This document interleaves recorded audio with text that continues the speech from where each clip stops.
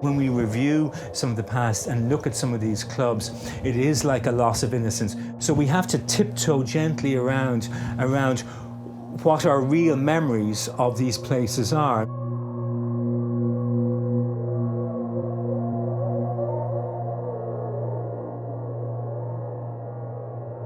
If you're young and active in a city at the time, the city takes on, and you take on, an awful lot of stuff, or maybe perhaps think that an awful lot is going on that in hindsight might not be the case.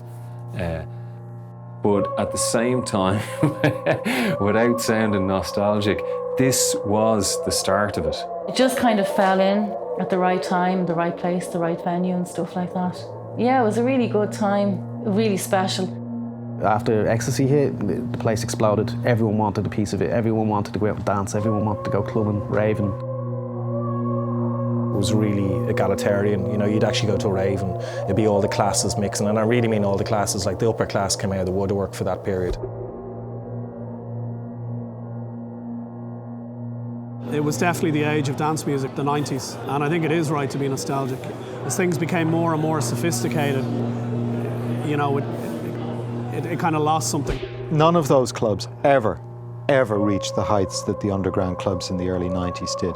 And they had no big name imported DJs on. They had a regular community going, and they had a guy who knew the crowd and loved his music, and they connected. When you look back at the punk thing, like that first kind of few months before it went really commercial, I always found the interest. It was pretty straightforward and raw. I guess it's the emergence of the scene and people doing everything themselves. Everyone be wearing tracksuits and runners, because you know, if you're going to be dancing all night, if you're going to be, you know, exercising, you need to be wearing comfortable clothes, like, you know. Most people be going out with their shirt and tie going to a nightclub, whereas we were going for all nighter, like, you know. So you'd have your champion top and your tracksuit bottoms and your boot runners and this sort of stuff, and you certainly wouldn't be turned away because of the way you were dressed. Because you would stand out, you know, in the early days it was a small enough crowd. You see someone walking down with a sun hat and a backpack, you know they were going to a rave. And it spread rapidly 2-3 years later. Like it just spread like wildfire.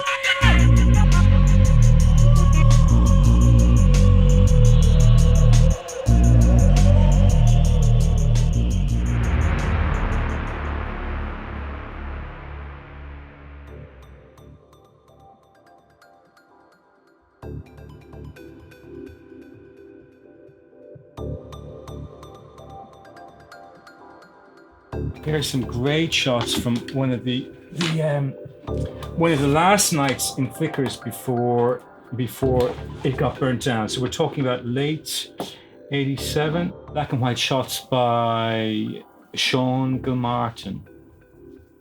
I love this one. You just don't know what's going on here. This is the last big night in Vickers, 4 nights before the place was burnt out. Okay, this is the coffee bar downstairs. It's Halloween. You can vaguely see dressing on the venue here. You can see the low ceiling here, ventilation system running along the side here. Really low ceiling, then mirrors down at the end. The back door, this is the front, the street end. There's a stage up here. What's beautiful about some of these photographs is that they're really rare because, of course, very few people, given the nature of this space, very few people wanted to be photographed. We're talking about a time when people were really only coming out of their sort of, you know, the ghetto, the sort of the closet ghetto. It's really difficult to imagine the type of place that Temple Bar was, say, 30 years ago. Some parts of it were actually really dangerous. You just simply didn't wander down some of those dark back streets. I mean, there was extraordinary poverty. Almost every street was pockmarked by dereliction or by property owners who were land banking property and who didn't have the resources to develop it. And of course, there wasn't the legislation to compel them to develop it or whatnot. There was the Viking rooms being built upon up in there in the corporation offices. And then they want to put a bus depot down here in the heart of the city. It was Fowle Street because it was so derelict. So it made an ideal place. It was essentially a back alley. It made an ideal place for a lesbian and gay community centre at a time when homophobia in Dublin and in Ireland was as endemic as the poverty I'm trying to describe. A poet friend of mine from Finglas, John Grundy, used to refer to the Hirschfeld Centre as Fortress Found. It looked like it. It was totally grilled and barricaded.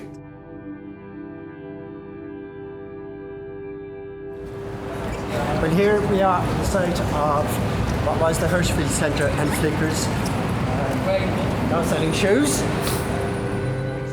What's interesting about that venue, not only was there a demand for people to actually dance their little socks off until all hours of the morning and really be taken on that fabulous musical odyssey and journey from 11 o'clock until 6 or 7 o'clock in the morning. There was also something inherent in the fact that we were able to stay open so late, was that we're talking about a period when essentially, again, pre-ecstasy, and I can't overstate the significance of that, because it meant the authorities weren't wise to the subtext, the pharmaceutical subtext of dancing at the time, if that makes sense. And also clubbing hadn't become commodified. Coming into somewhere like Flickers, it was just a whole new world. It was brilliant because it was, how do you explain it? It's like being reborn. When you're going out clubbing and you don't want the same 20 clubs in a row, we'll say up on Harcourt Street or Leeson Street at the time, all playing the same 40 songs. Down here, you came in and it was like a whole new world. Dublin at that time, the mid-80s, there was nightclubs were like Leeson Street and a few places like that, and there was no kind of thing where you could go with young mates and experience the new sounds or whatever. Maybe McGonagall's around that time, there was a few Club Sandino maybe and that, and a few of the crossover hip-hop nights were emerging in that, but there was nothing where you could have a choice. The sound system in the Hirschfeld Centre was really quite extraordinary. They had got it right from the beginning, and the reason they did was because, of course, Flickers, the dance club, was the cash cow on which the whole edifice was actually structured.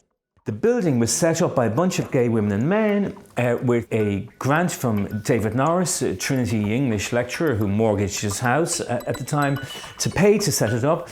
And these people took a punt on the building, and then they used the dance club, interesting enough, to fund the mortgage, fund the services that it provided, but also to be the sort of social focus for gay people in a socio-cultural landscape where there were no alternatives in Dublin. Flickers was the place that you would go to and you wouldn't hear the top 20. You would hear music you've never heard before, and you'd be spending half your time going up to the DJ going, what's that? Some people who'd either done the gay party circuit in the States or had been to clubs like Paradise Garage, or they'd been to the Saint, venues that had seen how this operated. And of course, because it was a volunteer operation, what Flickers did was it had a record pool with a library behind the DJ booth. Everything's color-coded by year. You've got your 45s, your 7-inch singles, you've got your albums, and then the 12-inch single. You had a quick visual reference of the year, and then of course you have the details up here: title, artist, label, file number, the 839th 12-inch single, because there were albums and 45s there as well. And then of course it's BPM. It's handily BPM'd for you, so it tells you it's 116 BPM. Saturday night was hardcore dancing, and that was a place that tended to sort of seed all those interesting alternative mixes. So you could experiment there. I used to play 12-inch instrumentals of James Brown with anybody doing speeches or raps over it, and we're talking nearly 30 years ago. Dublin was okay back then. Like, people tried to paint it as some kind of shitty rock wasteland. Everyone had a mullet and loved U2 or something.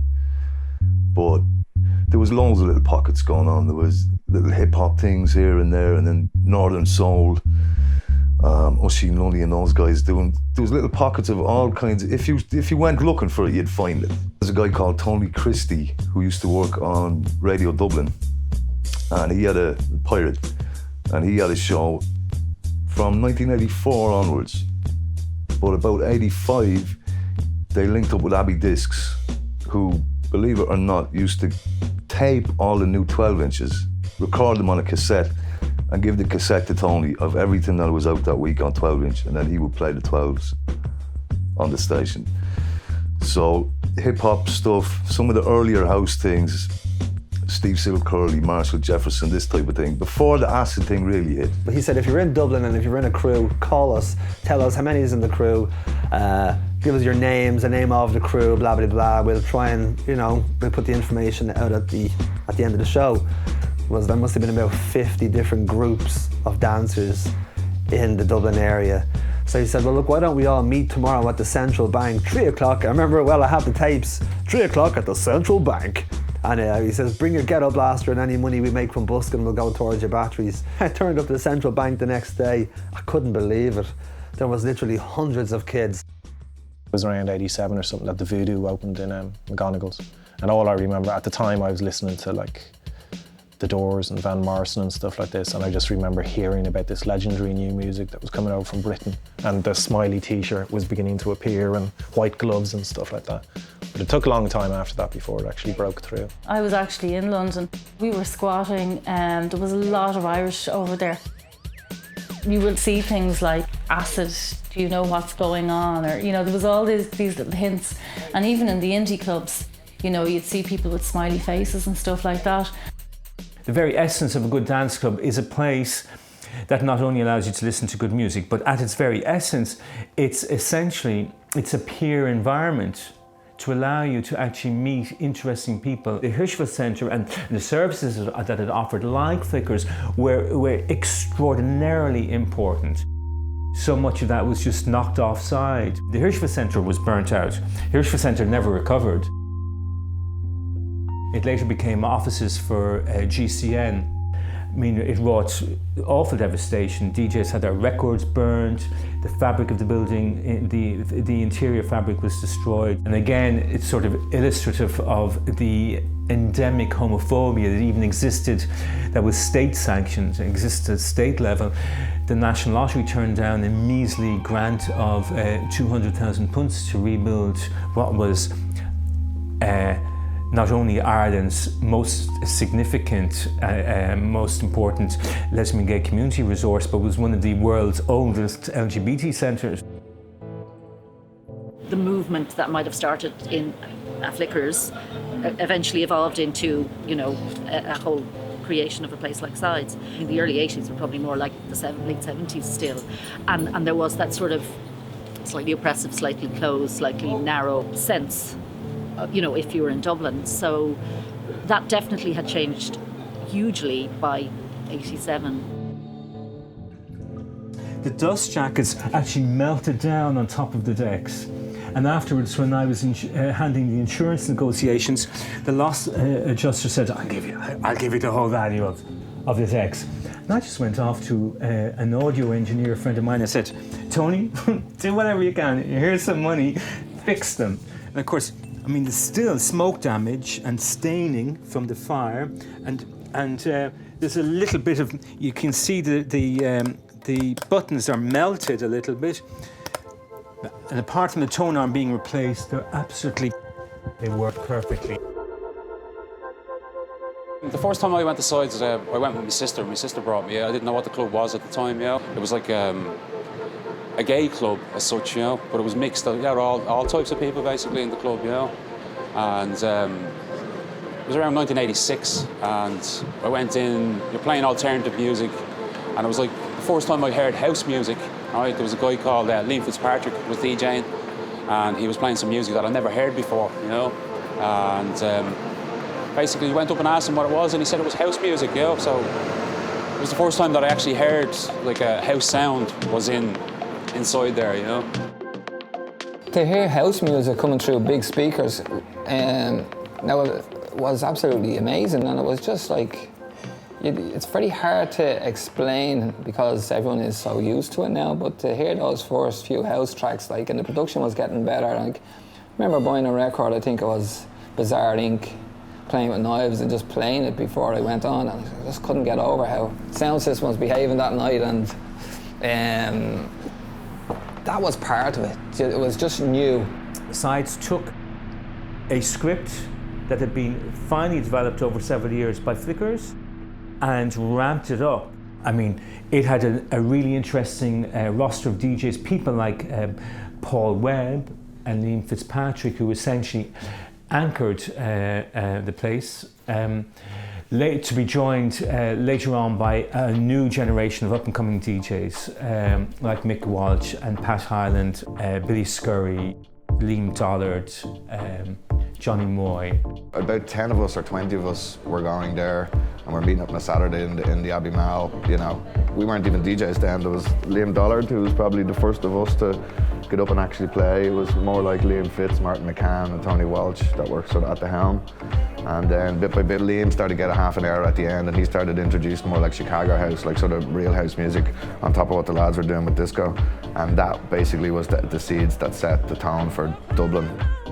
I came back from London, it was 1990, and it was, the dance music scene was really kicking off in England. It was really, it was nearly mature at that stage. It was 2 years into it. They had their raves, the clubs were doing really well, and so I actually worked in the cloakroom and sides for about 2 or 3 months when I came back. Because we knew friends, and at that time it was Liam Fitz. It was more or less still gay, you know. There was a mix coming into it. That was in 1990. And then one night I was asked to play at a sort of warehouse party, and it's just down the end of Thomas Street. There was an old building, and luckily enough for me, a lot of people that were going to sides came up to it. And for that one night, it was a Friday night, I think, and sides was more or less empty. And the owners sort of looked into why it was empty, and they realised that, well, they realised that cloakroom guy had sort of was playing at a warehouse party, and that he had robbed all their punters. So they sacked me, but they offered me a job as one of their DJs on a Friday night in sides, and that's how I started there, you know. That was 1990 at some stage.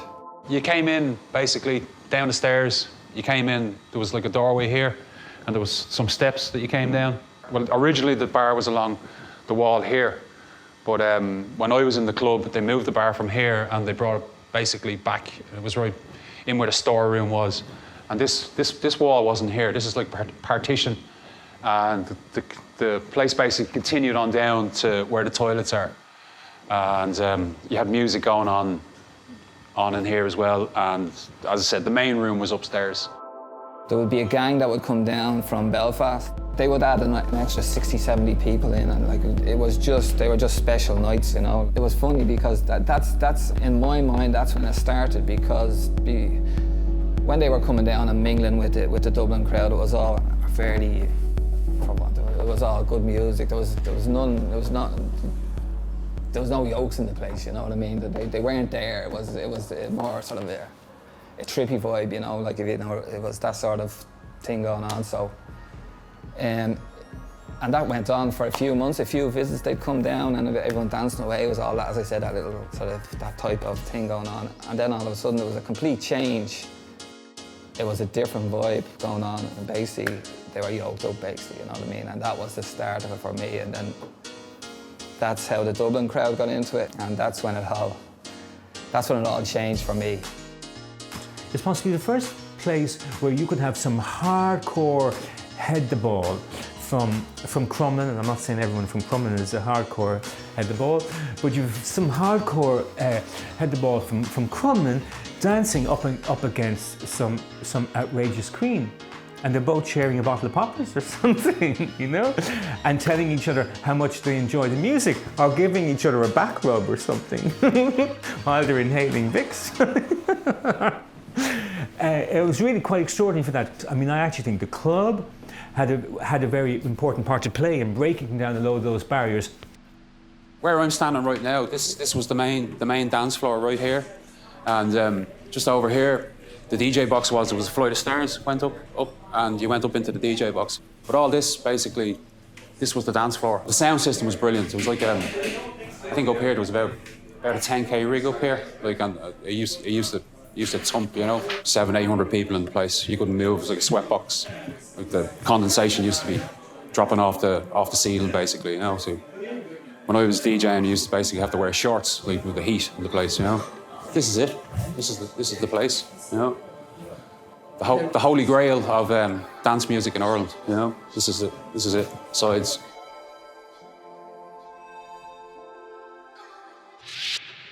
Two 302 is our number here at DLR. That's 2852302.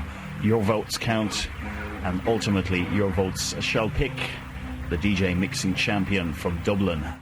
I think DLR was Dunleary Ratdown. I think it was local radio. I'm not too sure who was involved in it. 91, there was no dance music on the radio, you know. It was, you know, you couldn't listen to it. Unless you went into the Abbey Discs and bought vinyl, you couldn't listen to dance music. Like, we'd sit in friends' bedrooms, listen to the vinyl and stuff, like, you know, and kind of stumbled across this show. And talked to people at raves. Have you heard, you know, DJ bass playing on Friday night in the Sweatbox? I think they went on from about 5 or 6 till about 10 or 11 o'clock. He was connected with the DFC organisation and various things like that. Had a zine and other stuff, but so you'd hear every sort of music. Like, you'd hear someone play piano house for an hour, then someone would mix techno for an hour, then someone else would do hip hop. But it was all tapes, really, like a lot of tape sharing. You know, somebody would get a tape of a load of records, not even mixed or anything, you know what I mean? Just a load of records, like, just recorded, like. God knows where they got it, but you do that and you record that and you pass it on and all this kind of thing, you know. Last summer of 91 was actually Dublin's, in my opinion, first.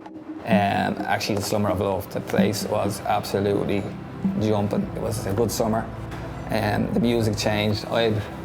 Obviously, personally, I was DJing, so I seen it firsthand, and it was like, it was brilliant. It was a special place.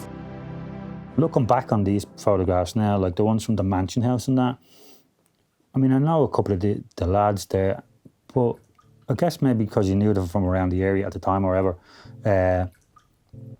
they just look incredibly young, like 16. And that I always have this thing, because some of the lads that I knew were younger than me, that we were all in around the same age. I kind of tend to forget that I was probably only 22 or 23 myself, probably. The raves in the Mansion House was where it all started off. But I'd never really into that sort of, you know, old man scene, like, you know, to go from a pub or a club. It was bizarre, you know, going into this dark room with heavy noise and sweat dripping off the ceilings and stuff, like, you know. It was like nothing I'd ever seen before. There was nothing sort of you could compare it with, like, you know. It was for me, it was life-changing. Probably around the time the first ones were kicking off, we were still kind of straddling that indie dance spectrum, and we were queuing up outside for one of these nights in McGonagall's, and could just see down on Dawson Street kind of the queues forming for the Mansion House up the road, and it's that kind of time you're thinking to yourself, am I in the right queue? Once somebody said, right, there's a Mansion House, such and such was playing, the word went out, you know, you'd meet people and everyone's going, yeah, I heard, yeah. So, you know, there was a kind of like a wave of knowledge that would go through the city anytime something happened. And it really was like that. It felt really special, and it felt, you know, there was like an insider knowledge. I remember going into town on a Saturday morning, you'd see people in their puffy jackets and their red Fila boots, and you just kind of catch each other's eye, and you'd have this knowing smile that you're all knew this big secret, and you just know you were about going raving that night. I remember the first gig I did in there, I had 600 kids in there, mainly north inner city, and they all came with little rucksacks on, and here's me going, what the hell is going on here? They all had complete changes of clothes in the rucksacks, so they'd go into the room, they'd do what they do, they'd dance non-stop for 3.5 hours, then they'd go, get the rucksack out, change from the wet, sweaty clothes into dry clothes, and away they go again. And I'm standing at the door beside an off-duty guard who was working there on the night, and there was 600 kids whooping and hollering and singing and dancing, going out the door.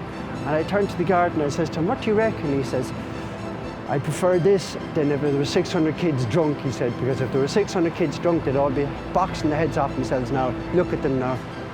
They're all singing and dancing and laughing. there was a real massive cultural mix there, you know what I mean? Not cultural in terms of races, because there was still no multicultural like race action going on in Dublin then. Like. But in terms of class, you know what I mean? There was people from all different classes there, like, and it didn't matter, like, you know what I mean? It's just like, it was, I'm only saying that incidentally. It was just, it was kind of a sense of freedom, you know what I mean? To come in here, like, because there was like 2 months between raves or whatever, and in that time you'd build up some new tunes. Like, I mean, you'd be constantly waiting for new stuff to come out, and it was literally like getting fresh bread. You know, I got a fresh one here, and you were just dying to get an audience then to you know, to play to, because music it was developing so quickly. Like big pianos, big riffs, like big breakbeats, big bass lines, and it was more. The music was even tailored for these type of venues, like warehouse music, you know. You had Tony Gregory inside the Mansion House, followed by RTE cameras. All these guys with their tops off, pouring sweat, saying how great it was, how much they loved him. I think he seemed pretty shocked by the whole thing. Silent Train.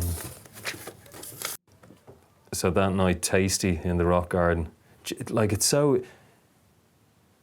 All the information is on that, but it's so hard to figure out what's actually on. So I suppose that's the difference. In those early days, I think people brought a little element of creativity to it. It was perhaps because it was hand-drawn, perhaps because maybe design software pushes you down a particular route or kind of limits what you can do.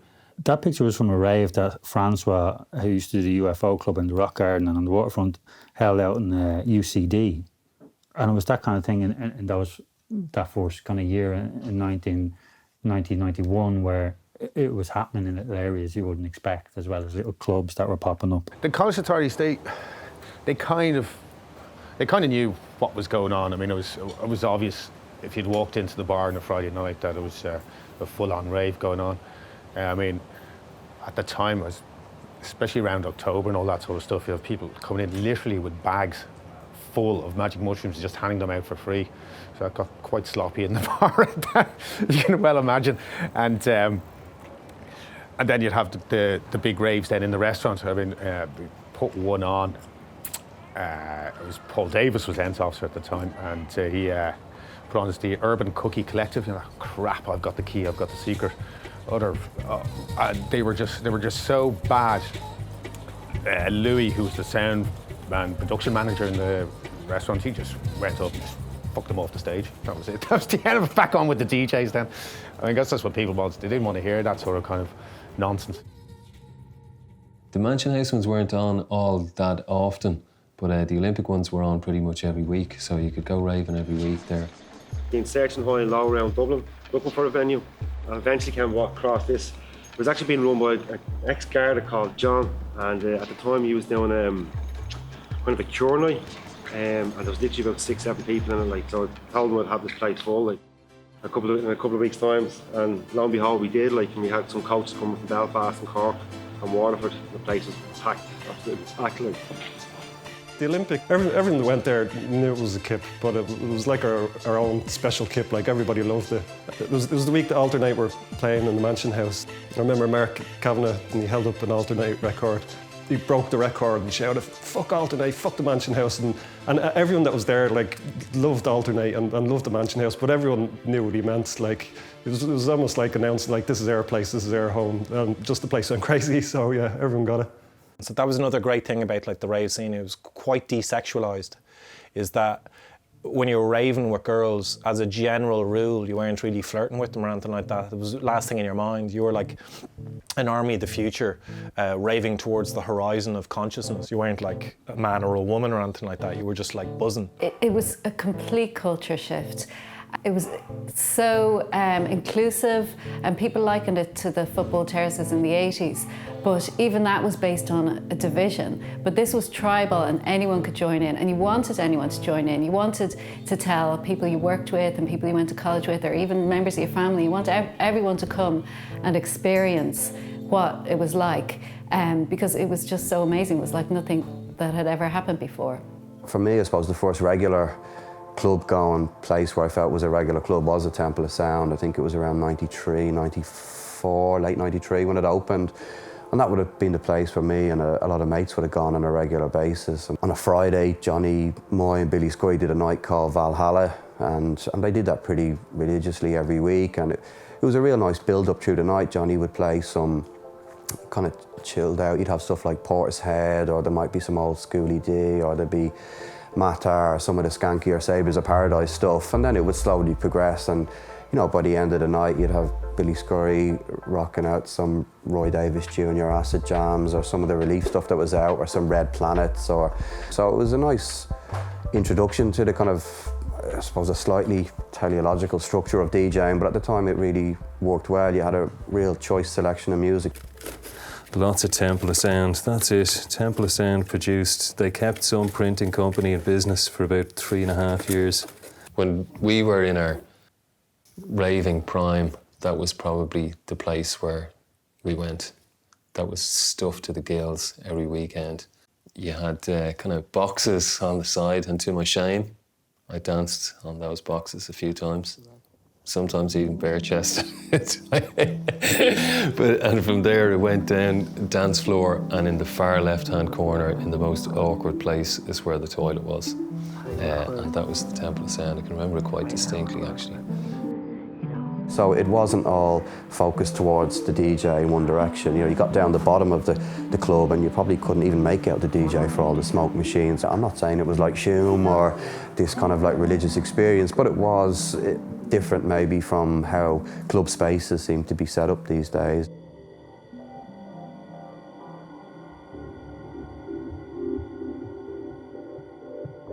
Have you seen my Pope John Paul II rug? I love the fact that every time I come into my studio, it gives me an opportunity to actually wipe my dirty shoes on his face. Well, it's actually a vintage little piece of cultural history, Ireland 1979. You know, how many guys do you know who are called JP? We were talking about Elevator. I wanted to show you some flyers from Elevator. By the time Elevator started in Halloween 93, so only a few months after Horny Organ Tribe had really sort of built up a head of steam, we were working with Niall Sweeney, an old mate of mine and one of Ireland's most celebrated graphic designers. We went from these fairly rudimentary two-colour flyers that are just so screened. I mean, very, very, very, very basic stuff. Although this is one of my favorites. It's quite cute. Just simply, it's very Japanese style. The HOT with a wee little lizard, which became our sort of monogram. Again, very, very simple. This is from 1994. But and then the best of all, of course, are the Horny Organ cards, the donor cards, which were essentially our membership cards. I wish to give my hips, my groove, my horns, my organs, my thing, undressed to impress. And people could use these for a discount into Elevator as well. Tony and Derek were the main guys in the Horny Organ Tribe, and they always were attracted to people that had something to bring. There was someone face painting, there was piercers, masseuses, obviously DJs. You'd be like walking around with your mouth open, just checking everything out. There was something going on in every single part of the venue. The Orman Multimedia was down in Orman Quay. That's probably the first club I went to, actually the first time I took a pill or anything. It's like I was doing my Leaving Cert, and we had a Leaving Cert party. And yeah, 2 floors, or maybe it was 2 rooms. And I think I spent most of my time in the ambient room because I blew my head off completely. I didn't really go to the banging. I didn't get into the banging stuff till a bit later. It was good because you'd always get the gays going, you'd get the crusties going. I saw the guys from Keela used to go. You'd get like the techno hippies that might have been into indie music, but they were open-minded to dance music, might have wanted to go and take ease or whatever. There was that very strong sort of mid-90s scene, countercultural scene, typified by the crusties and squatters and people, and the free party circuit. And there was a whole network of people that myself and my mates in Horny Organ Tribe imagined ourselves a part of, and also enjoyed actually being a part. A classic coda of the time would have been what's your name, where are you from, how many are you on? And everyone said it, and it wasn't tongue-in-cheek, it was actually literally what everyone used to say to each other. And generally it would end with a hug. The atmosphere in the place was incredible. It smelled like a sauna with all the Vicks going on and people going around with their tops off. And again, back to that whole vibe and this feeling that you were on the edge of a scene that was just so fresh and new. Really healthy music going through the place, lots of different DJs, and this was all supported by the network of pirate radio stations that were on all around the country, not just in Dublin, you know. So this was a naive, exciting, beautiful place where there was just a complete mix of people, which is really important. You know what I mean? Is that people just didn't know how to look cool, and that was beautiful. You know what I mean? It was like a slice of society had just stepped indoors and started raving.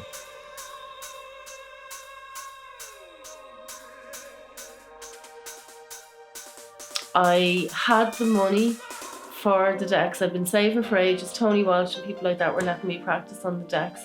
And then a second-hand pair on hire purchase in Sounds Around, but they were taken back because they were destroyed or they hadn't been paying them. So I'd heard a rumour that there was a pair of second-hand Technic 12s in Sounds Around. And yeah, I had the money. I was waiting for that opportunity. And ran down and bought them there and then. So that was really, and this is still the same pair, and they have never given me any trouble at all.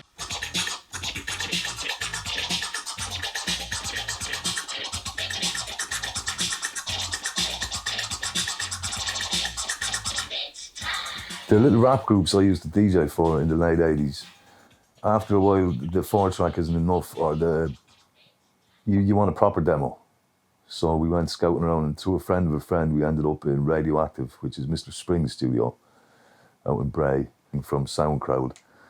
They were already doing their own thing, but we brought in a little element of hip hop, which I think they appreciated from a production angle, because we've been using like samples all the time, and even some of the early house stuff, the Todd Terry stuff, is just crammed full of samples, all funk samples and this and that.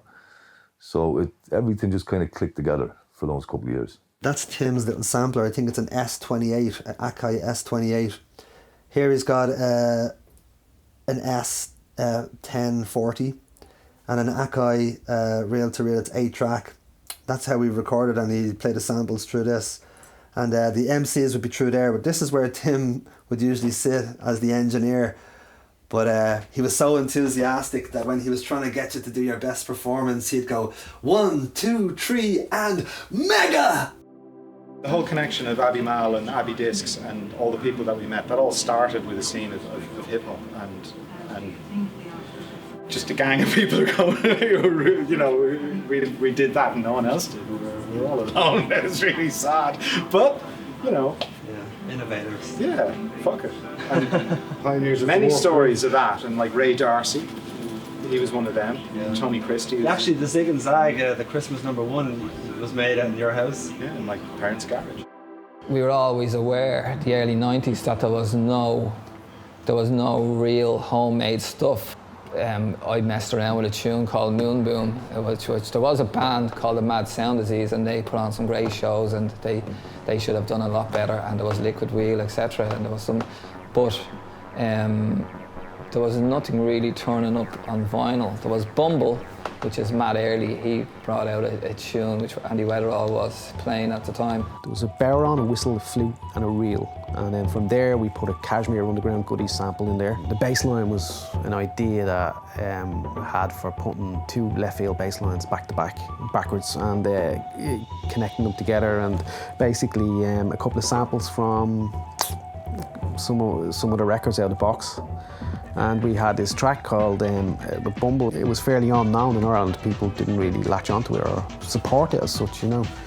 I recall being down in Sir Henry's in Cork and hearing Justin Robinson playing on St. Patrick's Night in '92. And it was amazing, you know. The atmosphere in the place went berserk. They went wild to this diddly idle Irish track with house beats being played by one of the coolest DJs on the planet. And it was a special moment for me because I co-produced the record and I felt really excited about it. Plenty of people out there with these white labels because there was a couple of thousand of these pressed. Originally, I believe it was bootlegged in the UK. I don't know how true that is, but someone told me there was like 10,000 bootlegged in the UK before its release on London Records. It took almost a year before it surfaced as a proper release, which was unfortunate because I think had they dropped it when the time was right, it would have done even better. Red was the first independent dance label in Ireland, and Abbey was one of the only independent vinyl sellers in Dublin. Probably around the country would have been the bigger ones. So they obviously had a working relationship with Billy and Abbey Discs. If you wanted vinyl, that was the place to go. If you wanted imports, that was the place to go. You could order them from Billy. Certainly we noticed when we were making releases, one of the benchmarks was how many you shifted through Billy on a Saturday afternoon. It was a hub in a way, but I suppose I would have floated around a lot of the other shops. So Future Groove was on Found Street, and then you would have had Music Power in Merchant's Arch. Comet was always like an interesting spot to pop into, Borderline. So for me, it would have been about having a route or a circuit and hitting up a lot of different shops over the course of the day.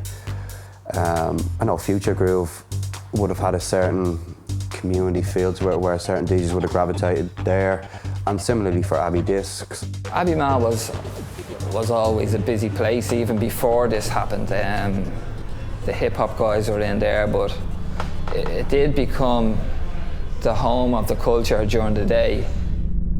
Every guy who was a teenager in his 20s had a record bag, over his shoulder in the mid-90s, I remember.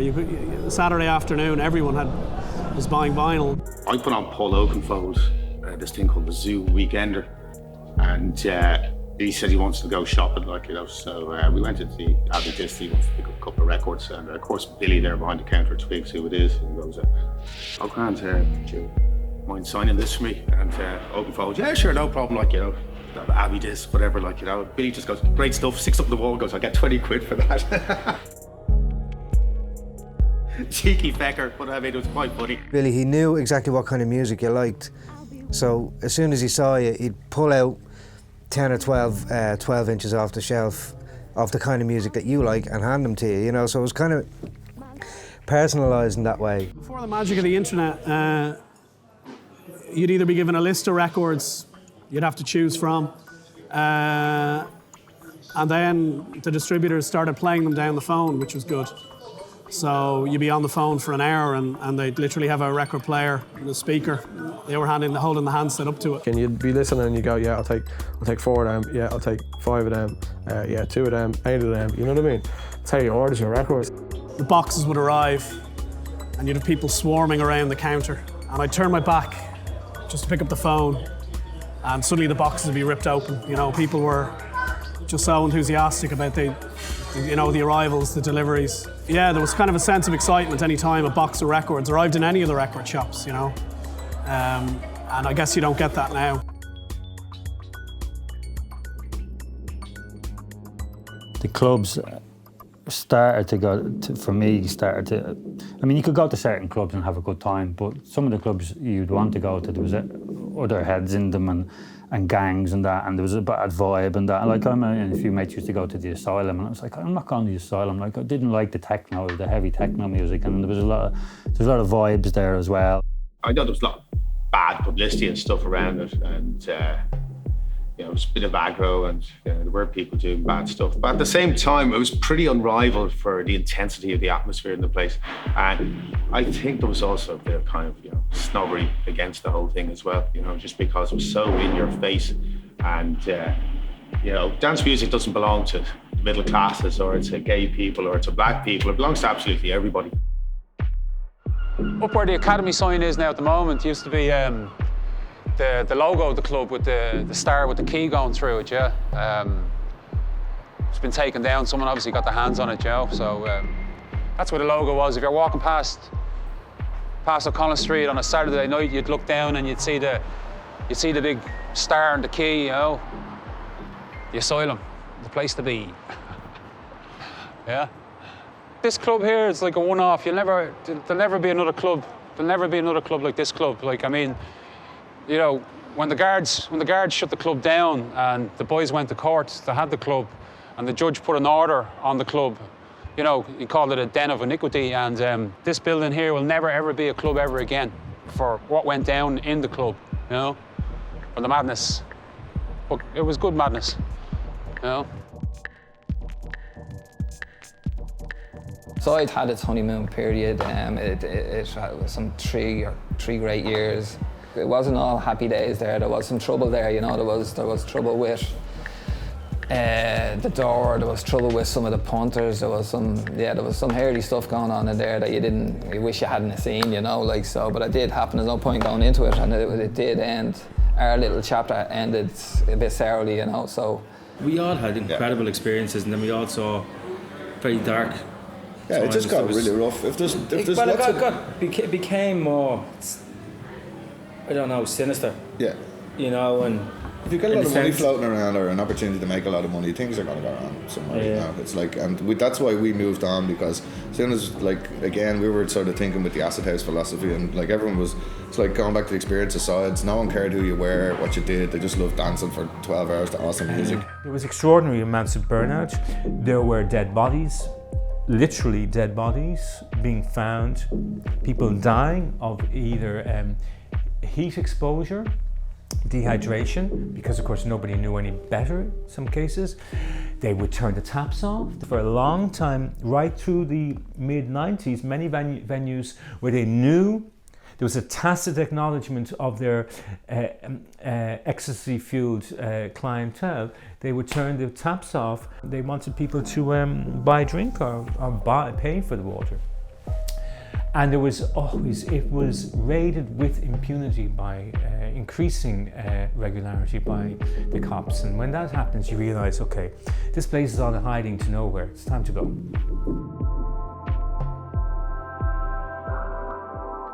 There we go. It was here somewhere. So this is Romeo and Juliet. This was the last song that I used to play. Obviously it wasn't the last song every gig I did, but some of the more memorable nights that I can think of in Sides on a Friday night back in '91, I used to end with this.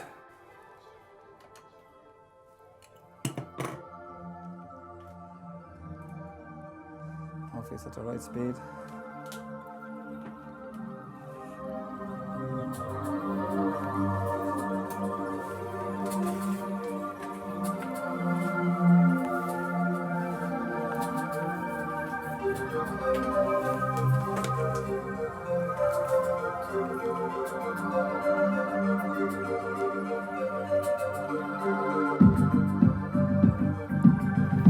It's one of those, I'm not saying everyone loved it, I liked it, and a lot of people did like it, and it was a bit teary. You wouldn't want to be playing it all the time, you couldn't play it all the time, but it was one of those, I thought, like, one of the more, like, what would you say, dependable last tunes, where you could play a last tune and people would be, you know, mightn't hang around.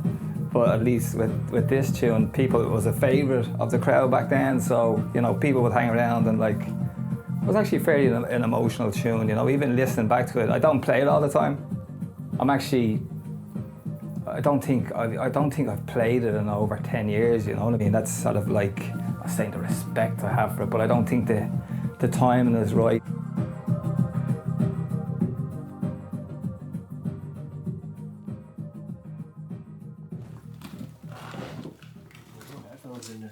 We got some radio without headphones, man.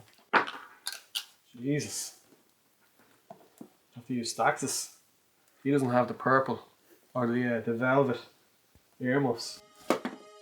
It's like when you're going out raving on the weekend, you know what I mean? You have this release and it's like something to look forward to. It breaks up the week, like, and it's the same with doing a radio show, and it's why I still do it now. Like, every week it's just like something, it's just to get a buzz going, like, you know what I mean? You rock up with your mate and you have a bag of records, like, and buy new records for it, and you get to hear the new records and mix the new records for the first time and stuff.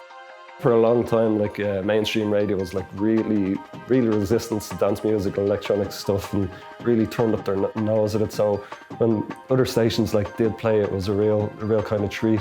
I remember it was a long time before like mainstream shows like played any kind of electronic music. They're like quite snooty towards it. I think the very first one was Sunset FM. And then there'd be a bunch of ones that would come in and out. I think there was a bunch of different stations that called themselves Kiss FM. But the one that was the most influential by a mile was Power FM. You know, this is pre-internet, so your music sources were tapes really, and recorded tapes. So I used to sometimes tape the radio and go through the radio stations by hand, hoping to catch like a mad station from Germany, or if the weather was good enough, Radio 1 at the right time on a Saturday night. It was funny, I was so obsessed about listening to pirate radio that it was almost like I was there. I would know what was going on because I listened to it so much and just taped it. But Power FM was the big one, yeah, massive. I always remember scanning around and just finding towards the upper end of the dial all the trancey techno-y ones, and then finding Power FM. And as soon as I found Power FM, that's what I knew. That's what I wanted, you know. Droid, Alan Carberry, Andy Macken, Warren Kay, NAFTA, Diction, myself, Scurry, Aidan Kelly, Brian Chamberlain, who was the station, still is actually. That's a real good snapshot of everybody that was everybody in Dublin at the time. Power was brilliant, is brilliant. It really represents the city, it's a real hub. Power was based out in kind of close to Ballyfermot. Brian Chamberlain had an apartment out there. In the sitting room of the apartment, it was a duplex apartment, and in his sitting room, underneath the stairs which went to the apartment above, is where he had the decks. And you had one deck down here, the other deck up here, and then your mixer and CD player and microphone and stuff in the middle. But when Brian would come home, he'd close the door. So you were under the stairs, kind of, that's how you were mixing it up and stuff back then. We all had our slots. I'd have a slot on every Friday evening, and I'd go out and do it for maybe 3 or 4 years in a row, and played your house music for 3 years to people driving around in cars, and it was a pleasure to do it, you know. It was part of the culture, and it was the ads, and it was good to play in radio, you know, different, completely different. I got involved in it because I was working in Neil Brownlee's shop, selling records, and we used to do a chart for Power. Neil used to pick out like the top 10 sellers or whatever, or 20, top 20, and he used to give it to Brian Chamberlain every week to do a show, like, you know, I think we gave him a couple of records for it as well, like, but he'd play the tunes or whatever. It was a bit of sponsorship, I suppose. And Brian was coming into the shop, and I just said to him, like, can I do a jungle show with me mate here? And I couldn't mix at all, like, at the time or anything like that. And he said, yeah. So just started, yeah, me and NAFTA started then. About 1994, I think it was. And that was it. Been on it since then. It's the top of the hour, it's 9 p.m. It's time for Don Roscoe, who's here in the house, in the flesh. So I'll give it over to the Don. That was the B Connection show. We'll see you here same time, same place next week. That's Wednesday here on powerfm.org. Bye for now. I used to have, and I still regularly kick myself for having lost them. A few shoeboxes of, you know, tapes of old Rohan and after shows, and that I'd taped off there. Power FM, New Year, 97, 98. Power 98.7, F bleeding M. Yeah, I think that's Ross and myself and the AAA. It was always a bit on and off. Was he how to get into the house? What it was off when it wasn't playing before. It was just a complete mess. And then it moved into town, and that was when the station really took off. And it was definitely when all the DJs started coming on board then, and the roster was kind of really huge. Probably had 50, 55, 60 DJs playing every week on the station. It was FM at the time though, so it was illegal. We were like piggybacking someone else's signal and stuff like that. And we actually, I remember like on 2 separate occasions, actually whilst playing, noticing, we were on the top floor of a building, noticing on the opposite building some men in black looking dudes with radars and headphones, literally going like this. And us literally like hitting the floor and turning off the radio station. Proper Power FM stuff, really good fun. You tune to powerfm.org. Listen to Don Roscoe for, I said 12 midnight, but I'm probably not going to stay till 12 midnight because I'm on my own and I don't have 3 hours worth of records, so we'll see how we get on. Give us a shout in the shout box on the website, powerfm.org. Let us know where you're listening and all that kind of jazz. It was a very classic pirate FM kind of buzz. There was a couch, so people would sit on the couch and blem up, and then you'd have basically somebody in the corner. It was like you were in someone's flat, someone in the corner playing records, and now and then talking on the mic. And now and then we'd get a phone call. It had that social aspect to it, that you had that sense that a lot of people were listening to a show at the one time. When you catch up with your mates over the weekend, you're like, oh, did you hear such and such a show? Or what was that track with that sample? Have you heard it? And somebody might say, yeah, they have it in Abbey Discs, or I've seen it down Future Groove. The amount of people that used to listen and the feedback I'd get all week long, the letters I'd get from people and the phone call, like the phone was hopping all the time. I'd never, today, like, you just wouldn't get that in a radio programme at all, just from the radio experience I have now. Around 98, 1999, it went off air when there was a bit of a crackdown on pirate radio around that time. Brian Chamberlain, who ran the station, he'd been very much ahead of his time and had already had a kind of internet platform for the station too. So even when it went off the FM band, it kind of came and went until about 2003, and then it shut down. It ceased to broadcast in FM. It was amazing. It was a load of people working for no money and putting out the freshest music. And of course, we didn't impinge on what regular stations were doing. We were like yards ahead of the pulse with regular stations. Like what would have been cutting edge on the regular stations would have been like Dave Fanning. And he wasn't very cutting edge or anything like that. Going out to the hardcore crew. I always think of Droid when I see subplates. For some reason, I don't know why. Anyway, pick up the Droid, all the original hardcore, massive. Powerfm.org. Thanks for listening. Back next week with stacks from 9 to 12, as usual. So yeah, see you next week. Thanks for listening.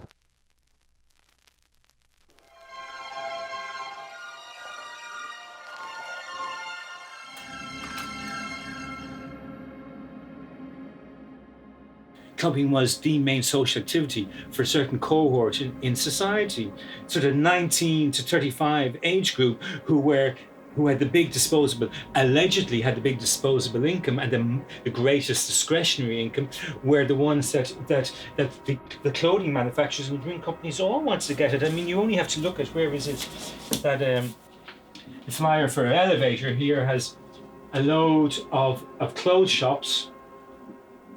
There's only one drinks company on this, and that's Smirnoff. McCullough's, which was the major jeans shop in town at the time. Japan, well, D1 Records, that's self-evident. Minima, which was high-end interiors, a fashion style shop, and John Russia. They didn't care, really if the capacity crowd was also, imbibing in recreational drugs as well. I don't think that really entered their minds at all. The drugs gangs could see that they could make a fortune out of it, and they start to muscle in with the doorman. They say, okay, we're in this club here, and there were some pretty heavy characters. Our club got raided, and we had problems with a specific family, a criminal family on the north inner city, Dublin, and they came in and they more or less put guns up to the bouncers' heads and said, we're going to sell drugs in here. So we had to shut down the place for a couple of weeks because it got completely out of hand. We had problems then nearly getting the licensing renewed. And we also made a kind of specific idea to change the music policy. Prior to that, it was kind of, trancey, banging in your face sort of music. We decided to go, okay, we'll go for more kind of Detroit-y end of stuff. The UFO was crusties, students, inner city heads, like pretty serious heads who you'd be kind of a bit scared of, and then they would pass you Vicks and give you a massage. So it was a very friendly but also very hard techno kind of atmosphere, but anything went, anybody was welcome. There was no trouble in my memory of anything there before they kind of clamped down quite powerfully after Dance Nation in '95. There was a gig that we, because of Red Records and SoundCloud and Liquid Wheel and Pressure, he played at Dance Nation, didn't he? Yeah. Basically, the industry copped on. A few things happened really quickly. SoundCloud had a hit. And then it was decided, let's try and run something in the Point Depot. Everybody was Irish, and it was completely sold out, and everybody's head just turned around and went, what the fuck was that? I mean, it was the first time that dance music was brought in by a mainstream promoter into one of the main venues of the country. There was a certain satisfaction in that when it reached that level, that it was accepted. All the DIY work, all the pirate radio stations, everybody just doing their little thing kind of build into one big crescendo to a gig of that nature, you know. This didn't fit the normal mould of like you get the crumbling rock star, you do the promotion, you put him in a suit and you stick him on stage and everyone pays 50 quid. This was different. They couldn't put their finger on why are they here again? I remember the guys at the PA company who were used to dealing with rock bands coming in, you know, Megadeth on tour. All right, what is this? I remember talking to the sound guys and all, and I was just saying to them, look, you don't need to do a sound check, right? It's cool. I think it was definitely a junction in electronic music in terms of, it was a huge event, but in terms of the perception of dance culture in Ireland, there was a huge cry out. I'm not trying to be negative about the dance scene at the time, but that was a reality. The media really became very aware of what was happening from then on, and that's why I think there was raids.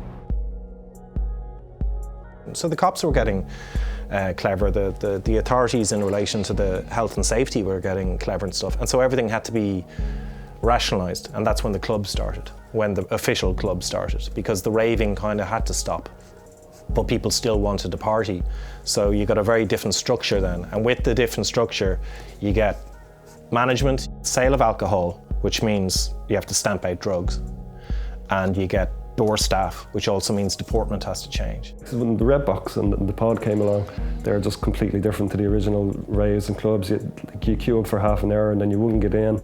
And when you get in, like, it was a great sound system and all this stuff, but it was so sanitized, and like the original raves, like there was a good mix of people, but it was like really strongly driven by the working class. I think, and it kind of got a bit posher than that. When I think back to it now, it was quite an issue getting into places in Dublin back in the early 90s, when you were, certainly when you were younger.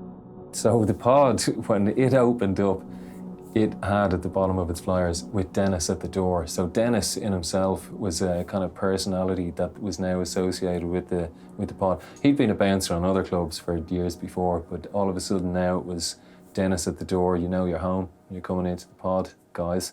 First night of the Pod when it opened, Sound Crowd were meant to play, which was me and Mark, and we were going to DJ and stuff. And it was the first night of this new club, and it had been hyped, and it was all the papers, and we turned up. And we'd handed out tickets and invitations to everybody in the Olympic the week before and the week before that, and we'd hyped it up on the radio, and we had a vibe going and mentioned it here and there, right? Question they asked everybody on the door of the Pod on the first night was, so, oh yeah, you're here for the dance, are you? Yeah, great. So you're a raver, are you? Yeah, we don't like ravers. And they just refuse you.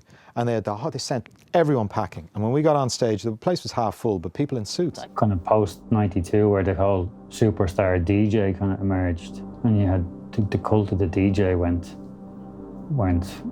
beyond the stars. It was like fucking, you know, the DJs were huge with the thing, and I think the clubs reflected that. They became pretty more commercial and that.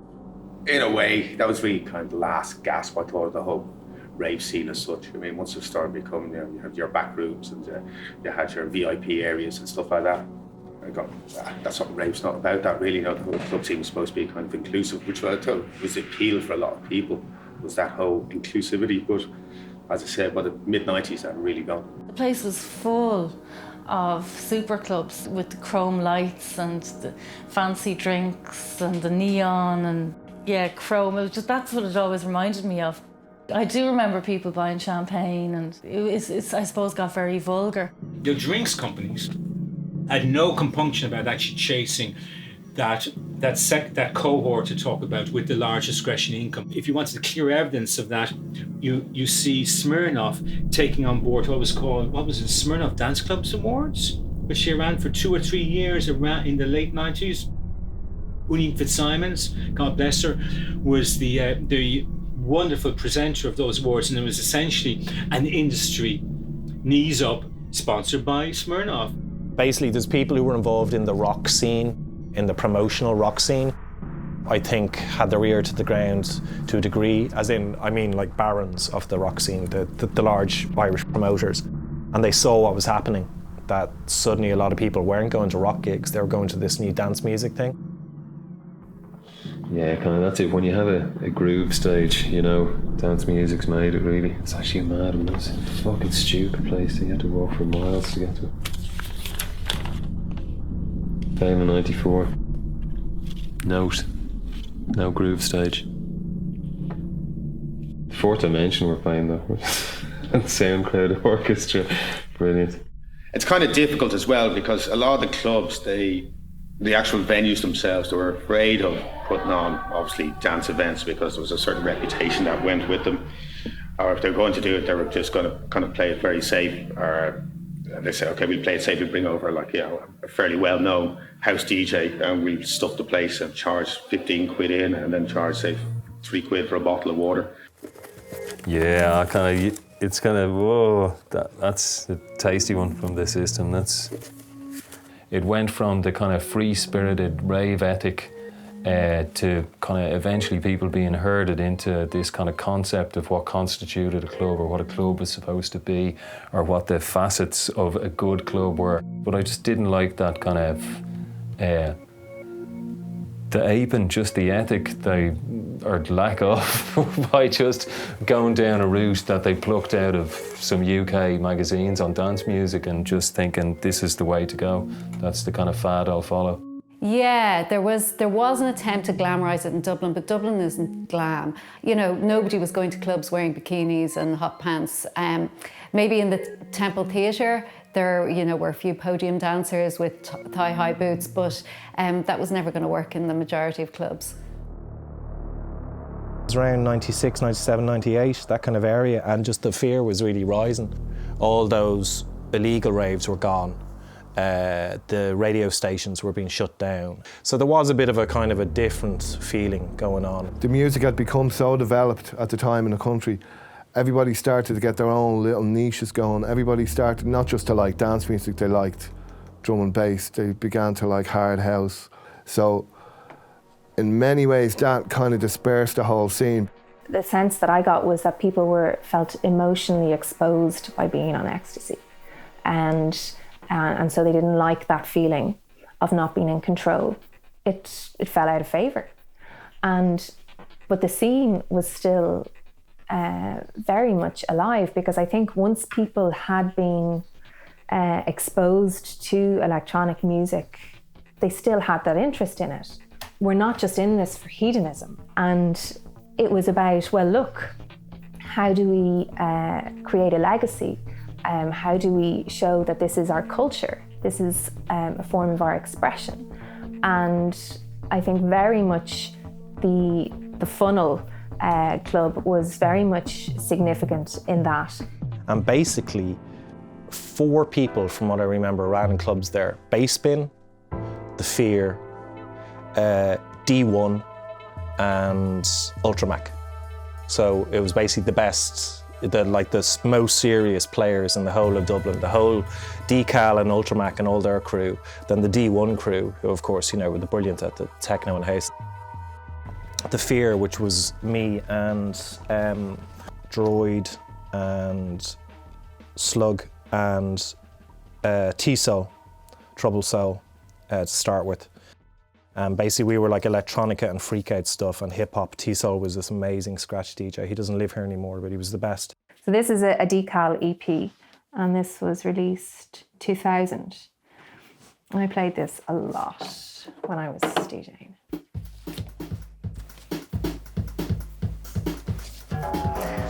Like the first album they did was so amazing, and it was 94, so just a year after Autechre's first album, you know, so very much around that period when alternative electronic music was really beginning to take off. And, you know, it only came out on CD, which was a problem, but it still stands up as really an amazing piece of alternative music. Like the last track on that is about 20 minutes long. It's an amazing piece. We always had the idea that there was no point in just bringing over DJs. We had to create our own indigenous version of it to give it a kind of to make it an actual scene. And so therefore we had to do radio, we had to have a shop to sell the stuff, we had to bring in a new generation of younger DJs and give them support gigs and be encouraging. We had it not just about, hey, here's Groove Rider again, he cost 15 grand and you're going to pay 40 quid and then nothing till the next time. It couldn't survive on that. So we had a kind of longer term view of trying to make it more sustainable or something, I suppose. All we wanted to do at the time was, play our tunes, and like Ross and Shane, they're on like Power FM forever. Like obviously bass bin, we're doing little bits, but it was just like, what chance we had of playing the music that anyone was just to ourselves in the bedroom, because there was no clubs, and the only time we get gig at a party, people go just fuck that off. Like, I mean, there's tons of stories that we were fucked out of parties, like, just because like, you can't. Red card. Yeah, like dangerous fucking situations where I was like, I'll play a few tunes, and there's just lads going, what the fuck is that? Like, seriously. So yeah, there was no audience for it. Like, so I just think, to summarise it up, we just all conglomerated on, like, we just moved into town, and we all just kind of homed in towards each other. I think in the UK, like there was like a big explosion of people producing their own music because they had to. That's what originally kicked things off, like at the house from Chicago and the techno coming in from Detroit. But it didn't quite fuel the rave scene until DJs started making their own music. But I think over here, there was so much music coming over from the UK that people didn't really have to make their own music to fuel the rave scene. There's just plenty of records coming in from the UK. Like it was a long time before there was kind of groups of people like D1, equivalents of Warp, I guess, like you were like a gang of people and a music label and a club night. There was like very little of that. There was mostly just, for a long time, just people who put on nights. I think when you go back and you maybe look at some of the stuff from the mid-90s, maybe even look at some of the UMAC stuff, some of the Anodyne stuff, some of that, you could, I'm sure people from that time and listening back, you could say, there's something in that sound that sounded like Dublin. Even some of the records D1 were putting out, it was Detroit influenced, but if you go back and listen to a Donica Costello record from back then, that sounds the way Dublin sounded back then, We just started a club because nobody else was going to give us gigs. Yeah, I mean, it was exactly the same for basement. It was literally DJs nowhere to play. Yeah. We were just buying the records thinking we have to play these somewhere. And it had kind of moved from the era of house parties or raves in disused buildings or whatever. A lot of that got clamped down on, and now there was the audience, the main audience, it was moving into the city centre and looking for clubs to go to. And for us, there was always like, if we could just get people to hear the music in the right environment. Yeah. Because we already could imagine, or we sometimes would make the trip abroad to go to somewhere where everyone knew what was going on. The big thing, I think, with the Funnel and Switch and the Metropolitan as well was the MCs we had, which wasn't really done. Like, I mean, they had MCs in the Mansion House and stuff like that, you know what I mean? And they had them probably in another few sort of old hardcore things, but MCs were kind of a dirty word in Dublin for dance events, Big time, yeah. People hated them. They hated them.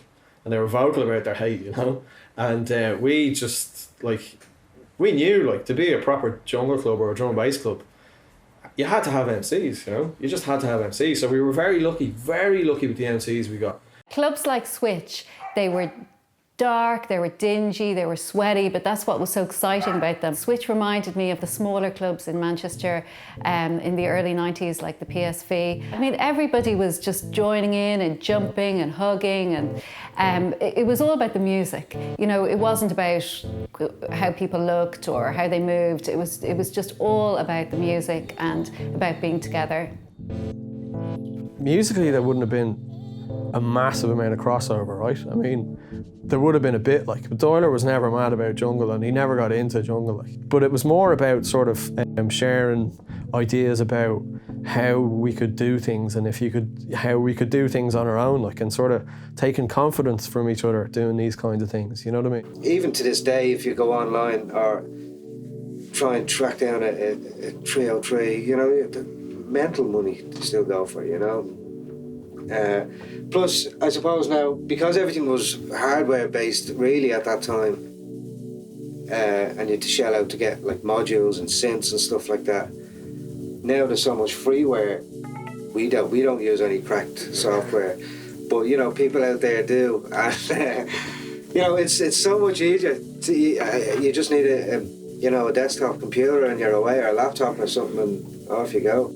I remember Ross actually gave us a CD of software, like, and this is how hard it was, like, to get Cubase and SoundForge, and there's a few programs on it, and I was like, oh, this was like gold. I was like, I can't believe we finally got a copy of this program, you know? Yeah. We had a sampler, we had a MIDI keyboard. It was very, like, it was another really difficult thing to produce tunes, because a sampler was £2,000, you know what I mean? Yeah. You need a mixing desk, you need a couple of grand, and how could you get that money? You just couldn't get it, like, so it was really impossible. But we did though, like, we did, got it yeah. together. I got a bank loan as well, I think, actually. I bought a mixing desk, got a £3 loan. It was a very niche hobby for a lot of people. You know, there weren't that many people making music that I knew of. But then again, I wasn't asking the questions. I didn't know everyone back in the 90s. You know, I got to know people within the scene towards the very late part of the 90s. This is the old basement that was full of clay, and I think there was about 10,000 army jackets stored down here that my dad had bought. But when we lifted them all up and threw them in the bin, it was just clay and bone. It was really nice then. We had a record shop in there, a studio in here, and we used to get a lot. At that time, we were on the Club and Fun, so we would have had a lot of international artists over. So we'd always try and get them to stay for 4 or 5 days, get them into the studio and try and get a record out of them. So our remix, at least, you know what I mean. So we got a lot of stuff from Broom and Maz, Ian Pearson, Envoy. DJ Bone was down here, Skull, just loads of the kind of artists that were coming over at the time. Then when we set up Death, I moved over to Moore Street with the studio, and then Basement took over this. 56 Eden Grove, Holloway, London, N7. Music House is where everybody got their dub plates cut. Like all the big jungle DJs in England or whatever. This is 2 NAFTA tunes, Badman and Rise.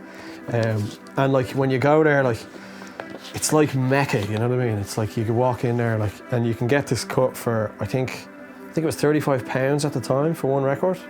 This is pre-CD and pre-Serato, all that kind of thing. So if you wanted to play your own tunes in a club, you needed to get a dub plate cut. So like going there, I think we went over a couple of times, like, and you could always do it mail order as well, like, but going in there was the thing to do. Like, it just, I don't know, man. It was just something magical about the place. Like, it was I think it was reggae that they did there. Like, I think that was their vibe. But you know, they cut records for whoever, you know. Well, Def came out of the funnel, really. I think, because that was the first time where we kind of identified. It was Basement doing their thing.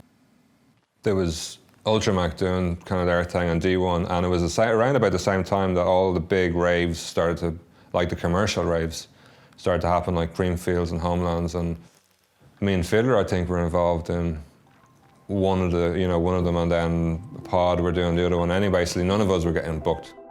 Just figured it'd be a good idea to put on a festival that we could kind of showcase ourselves alongside our kind of international peers. You know, we were kind of involved with Underground Resistance and Broom and Bassbin, where you were already in touch with 4Hero and all those kind of dudes.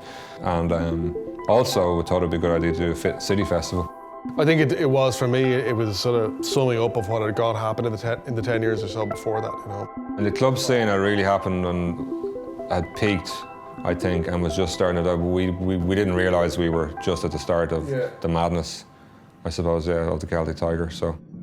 I suppose once the vintners realised that club culture was sucking the life out of their bars, they moved to Lobby the Dáil, and they got their extension, and so you saw a huge amount of late bars opening up and installing a DJ, and that was it. That was absolutely the death of club culture in Dublin. We would regularly have the funnel would be full at like 10 o'clock. But as soon as the late licenses, the Vintners Association, and that could have possibly been a reaction to the whole club thing, but as soon as that kicked in, where you could buy a late license for like £200 and open up until 2:30, which is the same time as the clubs were opening up to, and they basically filled all their bars with DJs. We lost that crowd of people that weren't really coming down to see you. They were coming down because they needed a pint and they liked techno. That basically, I think that definitely killed the scene. It was a generational thing as well. A lot of the people who had been into the kind of rave scene in Ireland or in Dublin since the early 90s had kind of fallen off either through exhaustion or because they had to go out and get a job or they started having kids or whatever it was. While you had this initial burst of euphoria, I think at the start of the scene, where you had all people, all classes, all types coming together, that was gone by the late 90s. You had people going out to the Temple Theatre, listening to trance, tops off, and that was their scene. And our scene was techno in the kitchen, you know, and never the twain would meet. And in fact, the only time you would see a mix-up would have been the beach parties and the parties down in Wicklow, where all sorts would emerge. I always loved a bit of variation. Like, you go to the Olympic Ballroom, you'd hear like 4/4 stuff, and then a bit of breaks, and back to 4/4, a bit of hard stuff, then back to mellow stuff, and the variation really broke up tonight. But like obviously, like much years later, you go to a techno club and all you hear is bang, bang, bang for the whole night, and that's when I really started losing interest. But even at those times, like there was kind of outdoor raves and beach parties firing up, and they kind of went back to the original spirit of things. Like there was a crowd called Creation. They put on a lot of beach parties and down in Bait, and even in like kind of forest parties, and they put on a warehouse rave. One guy got on playing jungle and another guy playing techno, and even the same DJ is like mixing it up for the whole night. The Funnel Club, unfortunately, had probably just closed maybe a year or two before. That was one of my regular haunts. D1 were doing some banging nights in there now, and I just moved over from Hackney after doing you know squat parties and raves and whatnot over there. So when I came over here, I couldn't believe that there was nowhere that you could dance to until 6, 8, 10, 12 o'clock the next day. It's just, I was absolutely flabbergasted. We'd post something up on IE Dance, but a lot of it was word of mouth, and Simon would he'd boot out tickets for us out of the record shop.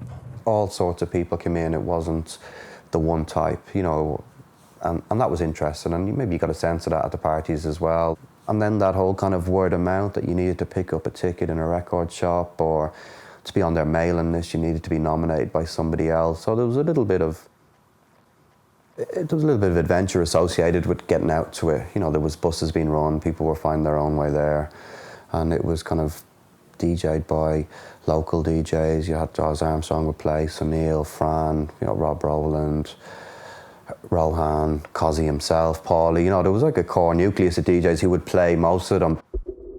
If you look across the river, you can see the 3 Arena. Well, just to the left, you see the top of a building with a little triangular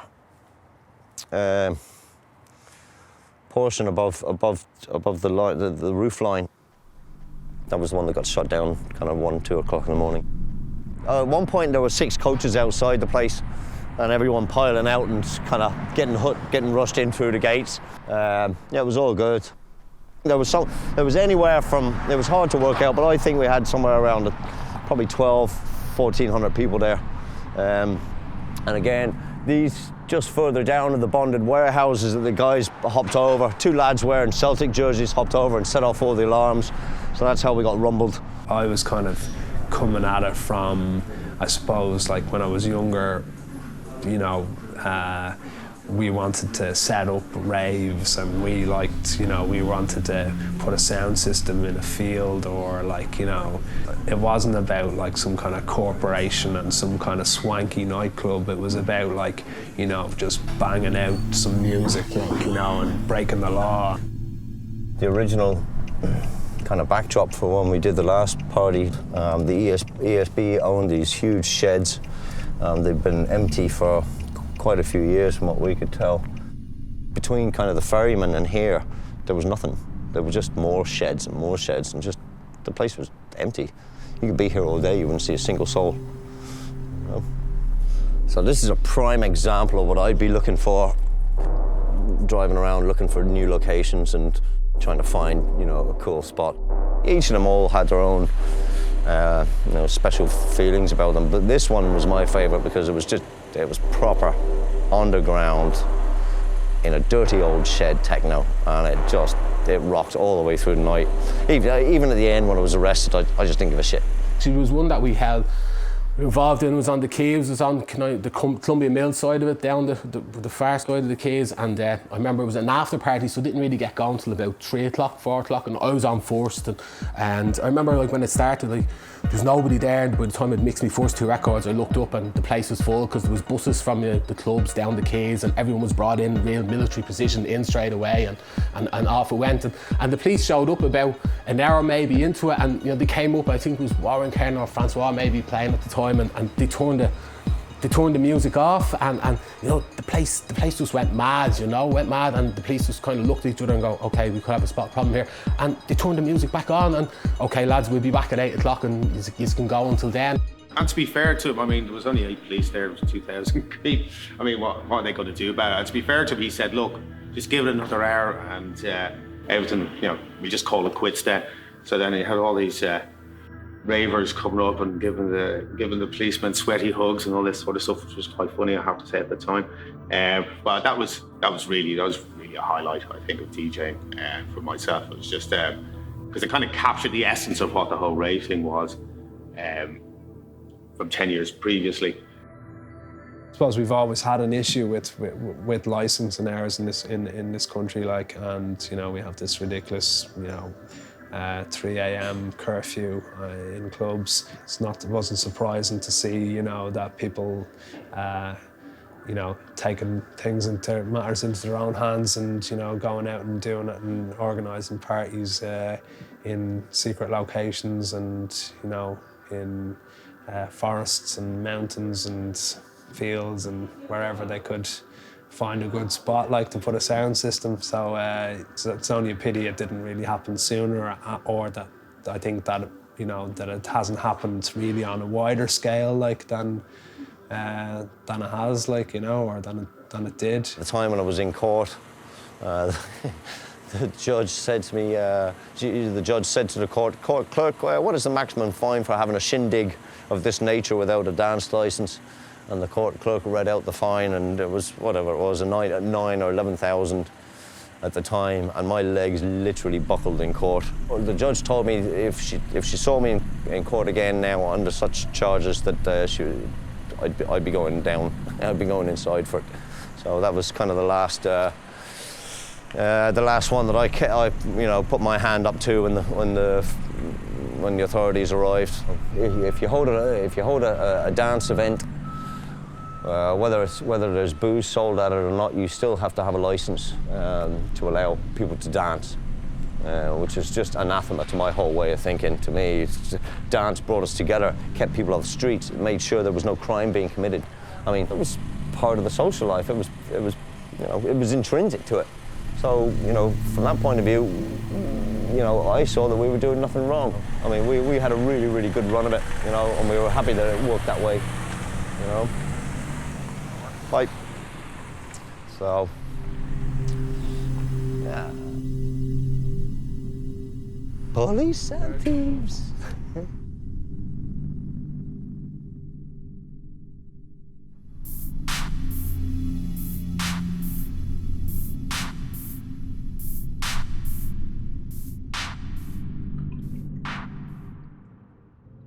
Do you know how grim it was growing up in the 80s in Ireland? Well, just multiply that by itself. It was fucking grim. There was nothing to do. Nothing. It was grim as hell. In the 90s, everyone kind of snapped out of that. You wonder, I think it's going to be the job of some cultural historian or sociologist to try and divine if things like the emerging E-scene actually had something to offer, and if there was an interplay with emerging E-scene here. So there was no time for aggro or for scraps, and there was also no time for artificially making differences of people's social and economic circumstances, or even the sexual differences. It was like two cultures. I was coming from a commercial clubbing end of things that was getting bored with the commercial. I wanted the new, I wanted the underground, I wanted the exciting. And I came down here and I met the likes of Tony, I met Liam Fitzpatrick, I met all these people, and they were fantastic people. And then the whole sides thing started, and you're mixing the gay with the straight. But the one common denominator of everything was the music. And the fact that we were all young, well, a lot younger than we are now. We had travelled a fair bit and we couldn't understand why Ireland was so slow with catching up with everybody else. Look, in fairness, it was a very special period for a very short time. Sides was probably where all that moment happened, that rose-tinted fucking, you know, utopia moment happened in Sides for about a year. Then the rest was just other people's memories, you know. But there was definitely a wow moment. Certainly by the time that I was going out, you had this definite stratification on socioeconomic lines again. The disillusionment with that, you know, because it was clear that that was happening. And the disillusionment with the idea that ecstasy was this thing that was going to bring us all together. And so it became more about the music, like that you were going out to club nights not to get mad out of it. And so it became important to create a legacy, if you like, and to create something that was meaningful, that sent that message out. Not that it deserves a mythology. In my opinion, it hasn't gone away really, you know. And what's happening now is the kids are going out and they're dancing and they're in their 20s. Majority of them go out and listen to house music still, and it's strange, you know, because 25 years ago, their parents were doing the same thing. 1991, 92, that was a whole new world for everyone in Dublin. This was something that hadn't been kind of witnessed before. And I think you hear people talking about that a lot, and it's not like it was breaking down class boundaries, but it did for a few hours on a Friday or Saturday night, maybe a few hours longer, depended. So in that sense, it was something completely new. You didn't experience that kind of social mishmash on a regular basis, apart from these kind of club events. I don't know that it exists anywhere else.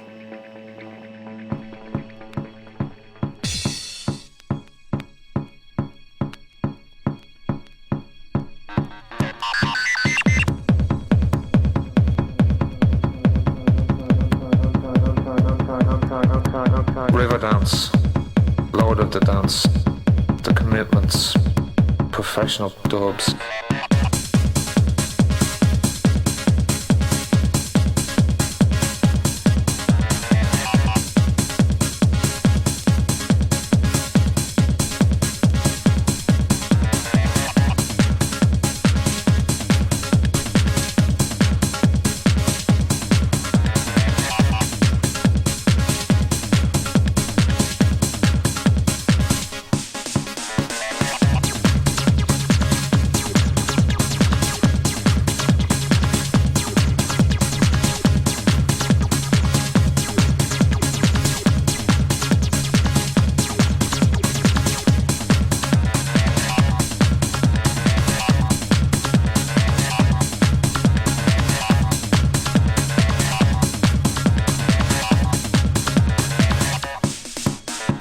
River dance, Lord of the Dance, The Commitments, Professional Dubs, Professional Parties, The Sunday Independent, The Celtic Tiger, Inner City Poverty,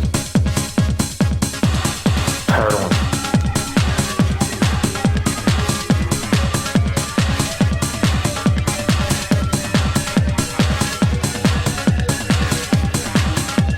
Jonathan Filman Bowman.